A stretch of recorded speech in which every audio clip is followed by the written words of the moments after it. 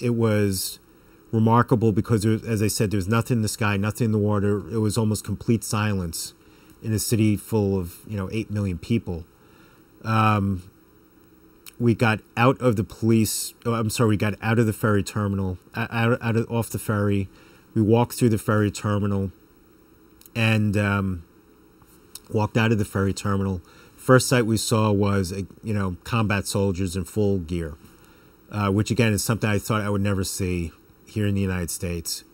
It was almost as if it had snowed, because there were inches of dust throughout downtown Manhattan.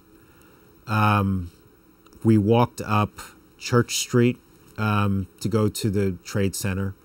There were burnt out vehicles all over, that some that had already been stacked up, many of them with the tires burnt out. Walking up Church Street, there were just shoes. I can't describe it. There were shoes all over the sidewalk, all over the streets, as if people had either run out of their shoes or had been blasted out of them. There were papers all over the place. And I remember we got to Church and Liberty Street, which is right at the Trade Center.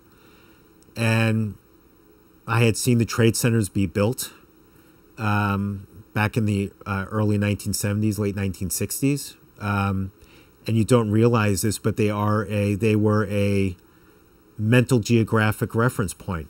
That if you were, I know if I drove into Staten Island on the Outer Bridge, I would always sort of look that way, and you would see the Trade Center out there. No more than a Washington resident, same way that they used the Washington Monument almost as a reference point.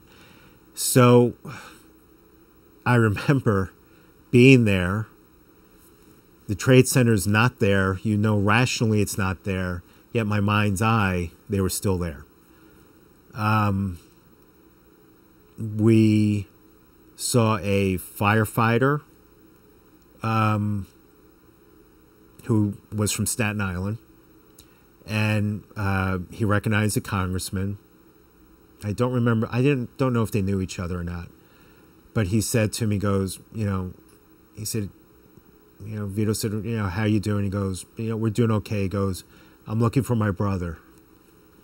And he goes, we're going to find him. And you saw, there were, construction workers, the hard hats were coming down there. And everybody had this determination of, we're going to go in there, we're going to find people. And as bad as that situation was, it was absolutely horrible. It was like hell on earth. You had fire all over the place. You had what was probably the equivalent of a small city in the United States pulverized to dust. And you had the policemen, firemen, emergency service workers, construction workers, all there with, we've got a job to do. Let's get down there and do it. You had retired firefighters going in there because they had their brethren in there. Same with the police. It was incredible.